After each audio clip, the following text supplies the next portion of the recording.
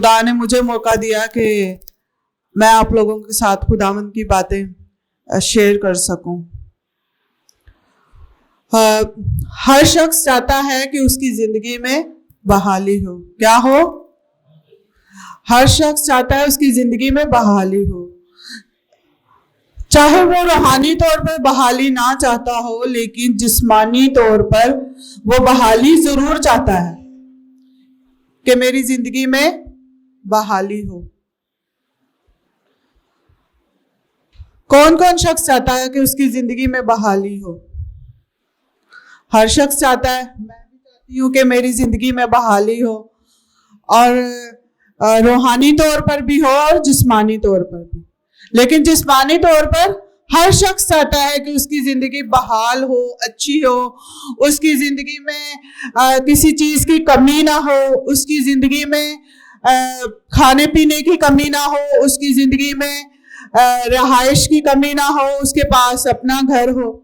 लेकिन हमारा जिंदा खुदा जो है वो हमें हर चीज प्रोवाइड करने की कुदरत रखता है।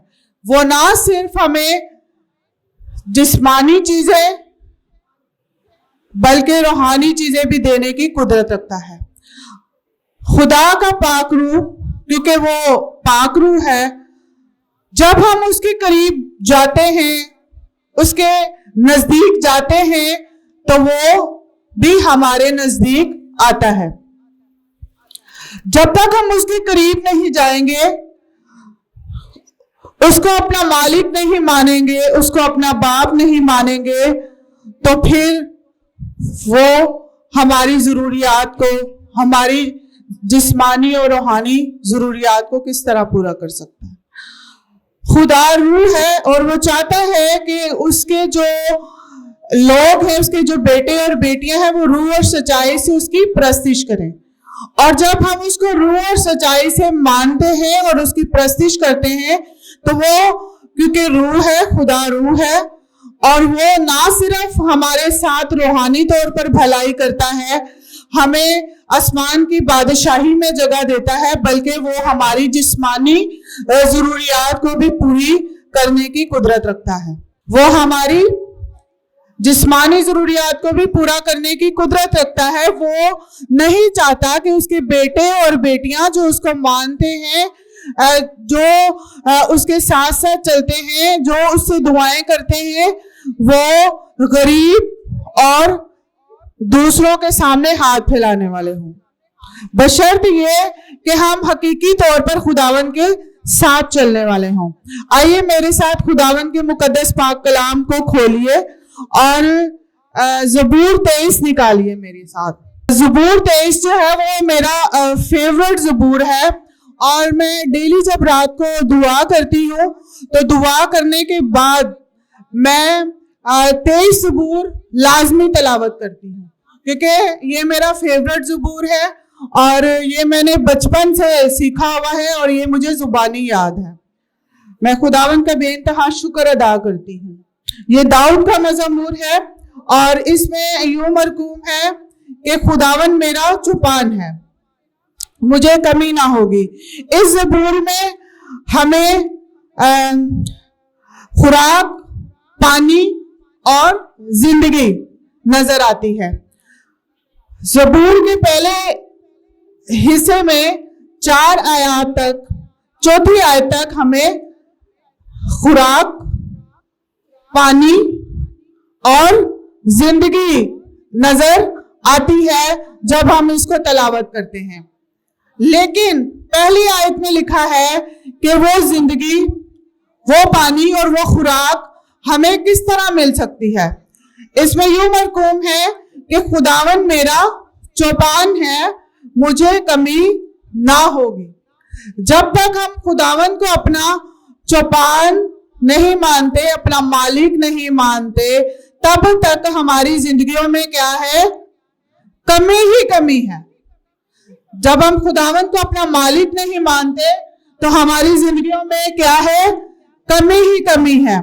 और जब हम ये कहते हैं कि खुदावन मेरा मालिक है, खुदावन मेरा चौपान है, तो फिर क्या होता है हमारी जिंदगियों में? वो मुझे हरी हरी चरागाहों में बिठाता है।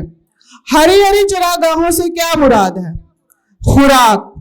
दाऊद नबी जो थे वो क्या थे? चरवाहे थे, और वो भेड़ बकरियों को चराते थे, और वो हरियाली में अपनी भेड़ बकरियों को ले जाते थे।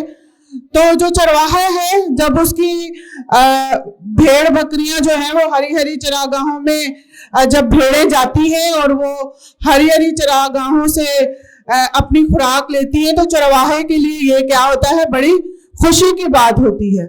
और भेड़ें भी क्या होती है? खुश होती हैं। जिस तरह मैंने पहले बयान किया है कि खुदावन मेरा चौपान है। जब खुदावन हमारा चौपान होता है तो हमें किसी चीज की कमी नहीं होती, और जब खुदावन हमारा चौपान नहीं होता, हमारा मालिक नहीं होता, तो हमारी जिंदगियों में हर चीज की कमी ही कमी होती है, चाहे वो रूहानी हो या जिस्मानी हो। तो जब हम खुदावन के नजदीक जाते हैं, खुदावन से दुआ करते हैं, उसको अपना मालिक मानते हैं, तो फिर वो हमें हरी हरी चरागाहों में, जिस तरह एक चरवाहा अपनी भेड़ों को हरी हरी चरागाहों में लेकर जाता है, सेम इसी तरह वो हमें भी, क्योंकि खुदावन यीशु हमारा क्या है? अच्छा चरवाहा है। वो इतना अच्छा चरवाहा है कि जिस तरह अच्छा चरवाहा अपनी भेड़ों के लिए जान देता है, उसने भी हमारे लिए जान दी है। अच्छा चरवाहा अपनी भेड़ों के लिए क्या देता है? जान देता है। और क्या जो जान दे सकता है वो ये नहीं चाहता कि उसकी भेड़ें हरी भरी रहें और उसकी भेड़ें हरी हरी चरागाहों में जाकर जो है वो खाना खाएं और वो वहां से चारा लें। इसी तरह खुदावन जो है वो हमारा चौपान है, हमारा चरवाहा है। जब हम उसको अपना मालिक बनाते हैं, अपना चरवाहा बनाते हैं, तो वो चाहता है कि हमारी जिंदगियों में किसी चीज की कमी ना हो। फिर वो हमें हरी हरी चरागाहों में ले जाता है, हमारे लिए अच्छी खुराक का इंतजाम करता है। अब अगर भेड़ को अच्छी चरागाह में छोड़ दिया जाए और भेड़ जो है वो खाना ना खाए, चारा ना ले अपनी मर्जी से, तो वो क्या हो जाएगी? कमजोर हो जाएगी। खुदावंद का कलाम हमारे सामने है, हर वक्त हमारे हाथों में रहता है। कुछ लोग जो है उसको ऊपर संभाल के रख देते हैं और उसमें से रूहानी खुराक नहीं लेते। जब हम रूहानी खुराक नहीं लेते तो हम खुदावंद के नजदीक, उसके करीब, उसकी कुर्बत को हासिल नहीं करते। और जब हम उसकी कुर्बत को हासिल नहीं करते तो फिर हमारी जिंदगियों में क्या होती हैं? कमियां ही कमियां होती हैं। फिर हमें जब रूहानी तौर पर हम खुदा के नजदीक नहीं होते तो फिर हमारी जिंदगियों में जिस्मानी तौर पर भी कमियां होती हैं। अगर हम चाहते हैं कि हमारी जिंदगियों को अच्छी खुराक मिले तो कलाम जो जीवन की रोटी है, इसको हमें क्या करना है? डेली नोश करना है। जो हमें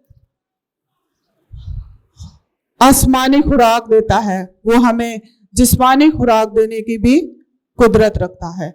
इसलिए हमें खुदावंद को अपना चौपान मानना चाहिए और हमें उसकी हजूरी से जो है वो हरी हरी चरागाह में जाकर उससे हमें अपने हिस्से की खुराक नोश करनी चाहिए।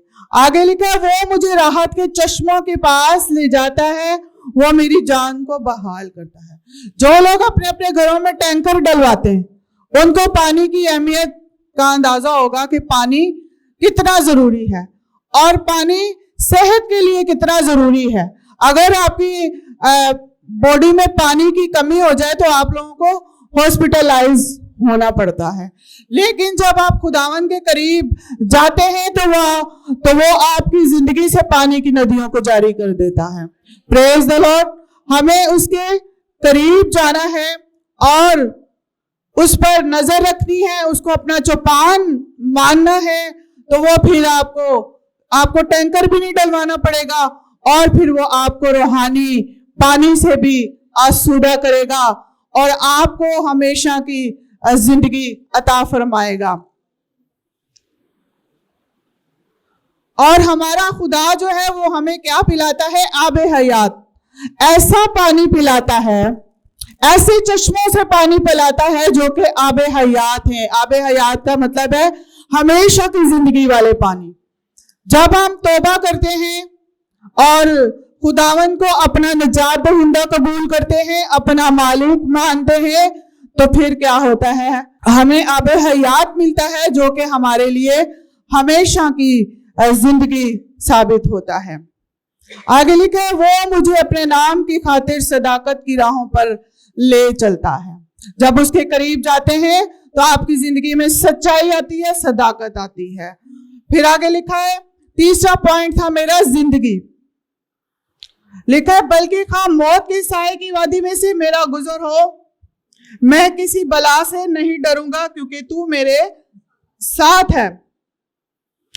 चाहे हम बाजुकात रोड पर एक्सीडेंट हो जाते हैं, बाजुकात हड़ताल हो जाती है, स्ट्राइक हो जाती है, बड़े बुरे हालात होते हैं, हंगामे हो रहे होते हैं, तो हम परेशान हो जाते हैं। लेकिन हमारा खुदा लिखा है, बल्कि खाम मौत के साए की वादी में से मेरा गुजर हो, मैं किसी बला से नहीं डरूंगा। चाहे आप जंगलों से गुजरे, चाहे आप जंगली जानवरों के दरमियान से गुजरे, खुदावंद आपकी हिफाजत करने की कुदरत रखता है, क्योंकि वो आपके साथ है और वो हमेशा आपकी हिफाजत करता है। अगर आप उसको अपना चरवाहा मानते हैं, अपना चौपान मानते हैं और अपना मालिक मानते हैं। आगे इन तमाम तर बातों का आंसर लिखा है कि क्यों हमें इन चीजों से नहीं डरना चाहिए। लिखा, तेरे अस्सा और तेरी लाठी से मुझे तसल्ली है। क्यों हमें इन चीजों से घबराना नहीं चाहिए कि हमारे पास खुराक की कमी नहीं होगी, हमारे पास पानी की कमी नहीं होगी, हमारे पास जिंदगी की कमी होगी, क्योंकि लिखा है, तेरे अस्सा और तेरी लाठी से मुझे तसल्ली है। क्योंकि जब दाऊद नबी अपनी भेड़ों को चराते थे तो कोई भेड़िया, कोई शेर जब आ जाता था तो वो उनको फाड़ डालता था। लेकिन जब चरवाहे के हाथ में असा होता था, एक तो वो भेड़ों की मुहाफजत के लिए काम आता था, और दूसरा वो कोई भी जो दरिंदा आ जाता था उसको भगाने के लिए काम आता था। और एक दूसरा जो इस असा का पर्पस होता था वो ये होता था कि जब चरवाहा भेड़ों के आगे आगे चलता था तो चरवाहे जो है वो क्योंकि वो जमीन पर टकराता जाता था, तो चरवाहे जो थे वो उस असा की आवाज से भेड़ें जो थी उसके पीछे पीछे जाती थी। इसी तरह जब हमारे चरवाहे के हाथ में असा हो तो हमें याद रहता है कि हमारा खुदावंद हमारे साथ है और हमें उसके असा और उसकी लाठी से तसल्ली होती है। लेकिन आमतौर पर जब हम किसी के हाथ में असा और लाठी देखें तो हमें परेशानी होती है कि कहीं ये हमें पड़ ना जाए। लेकिन कलाम मुकद्दस में ये जो असा और ये जो लाठी है, ये तसल्ली का निशान है, ताकि हमें दुश्मनों से बचाया जाए और हम उस असा की आवाज के साथ अपने खुदावंद यस्सु के पीछे पीछे चलते रहें।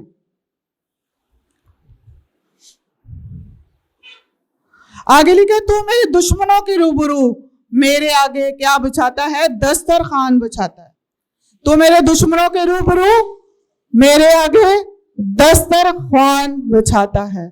चाहे जितने भी हमारे दुश्मन हो, चाहे जितने लोग भी हमसे मुखालफत रखते हो, जितने लोग भी हमारे खिलाफ तवीज गंडे करते हो, जितने लोग भी हमारे खिलाफ जादू तवीज करते हो, लेकिन अगर हमारा खुदा हमारे साथ है, उसका पाकरू हमारी जिंदगी के अंदर है, तो हमें किसी चीज से डरने की जरूरत नहीं। भले वो हमारी मुखालफत करते रहें, उनके रूबरू खुदावन हमारे आगे एक बड़े दस्तरखान को बिछाता है। लिखा, तूने मेरे सर पर तेल मला है, मेरा प्याला लबरेज होता है। जो तेल है ये क्या है? मसा की निशानदेही है। जब वो हमारे सर पर तेल मलता है तो हम उसके क्या होते हैं? चुने हुए लोग होते हैं। और फिर जब हम उसके चुने हुए खास लोग हैं तो हमें किसी चीज की कमी नहीं होती, क्योंकि वो हमारा मालिक है। आगे लिखा है, यकीनन भलाई और रहमत उम्र भर मेरे साथ साथ रहेंगी और मैं हमेशा खुदावन के घर में सुकूनत करूंगा। जब भलाई और रहमत उम्र भर हमारे साथ साथ रहेगी तो क्या हमें मौत से डरने की जरूरत है? फिर हमारी जिंदगी में जिंदगी ही जिंदगी है, जिंदगी ही जिंदगी जारी होगी, हमें किसी चीज से डरने की जरूरत नहीं है। फिर हम खुदावन के हजूर सुकूनत करेंगे, हमारी जान जो है खुदावन के हजूर सुकूनत करेगी। फिर हम आसमान की बादशाही में शरीक हो जाएंगे, बशर्त ये कि हम उसके हजूर कामिल तौर पर चलें, उसके हजूर कामिल तौर पर चले। खुदावन के मुकद्दस पाक कलाम में लिखा है कि कोई आदमी दो मालिकों की खिदमत नहीं कर सकता, या तो एक से अदावत रखेगा और दूसरे से मोहब्बत रखेगा। अगर हम ये सोचें कि हम रात को जो है वो ऊट पटांग वीडियोस देखें, ऊट पटांग हरकतें करें और दिन में हम इबादत करें, तो फिर क्या होगा? फिर हमारी जिंदगियों में उस तरह से काम नहीं होगा जिस तरह हमारी जिंदगियों में काम होना चाहिए। इसलिए हमें दो मालिकों की खिदमत नहीं करनी, बल्कि अपने सच्चे खुदा के साथ साथ हमें चलना है। अगर हमने व्हाट्सएप यूज करना है, अगर हमने यूट्यूब यूज करना है, तो उसको खुदावन के कलाम के मकसद के लिए यूज हम कर सकते हैं। उसको हम एज अ टेक्नोलॉजी ले सकते हैं, उसमें से हम सीखने की चीजें सीख सकते हैं। क्योंकि अगर टेक्नोलॉजी को अच्छे वे में यूज किया जाए तो वो हमारे लिए फायदेमंद होती है, लेकिन अगर उसी को हम गलत वे में यूज करेंगे तो वो हमारे लिए नुकसानदेह साबित होगी। अगर हम टिकटॉकर बन जाएंगे तो फिर जाहिर है ऊट पटांग जब हरकतें होंगी तो कोई नदी में गिर रहा होगा, कोई पहाड़ों से गिर रहा होगा, कोई ट्रेन के नीचे आ रहा होगा, तो हमारी खुदा नहीं चाहता कि हमारी जानें जो हैं वो जाया जाएं।